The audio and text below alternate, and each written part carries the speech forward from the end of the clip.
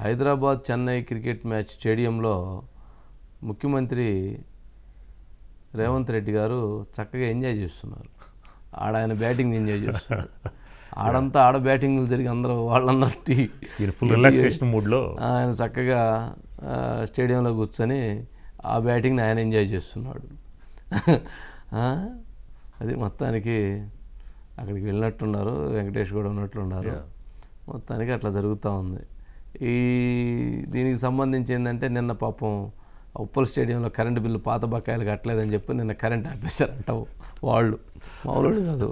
సరే మొత్తానికి వాళ్ళు ఎప్పుడు డబ్బులు కడితే ఈరోజు మొత్తానికి ధోని ఉన్నాడు కాబట్టి ధోని క్రేజ్ మారుమవుతుంది కాబట్టి అభిమానులు పెద్ద సంఖ్యలో అటెండ్ అయ్యి చక్కగా ఎంజాయ్ చేస్తున్నారు.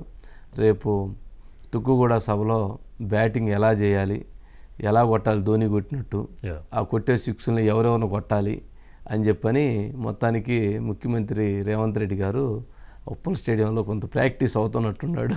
బ్యాటింగ్ స్టైల్స్ ఎలా ఉండయి, రేపు ఎలా సిక్స్లు కొట్టాలి, ఎవరిని ఎలా బాధాలి అనే దాని మీద ప్రాక్టీస్ అవుతున్నట్టున్నారు.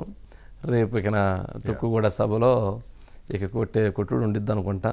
సరే రైట్, మరి చూద్దాం ఇక మిగిలిన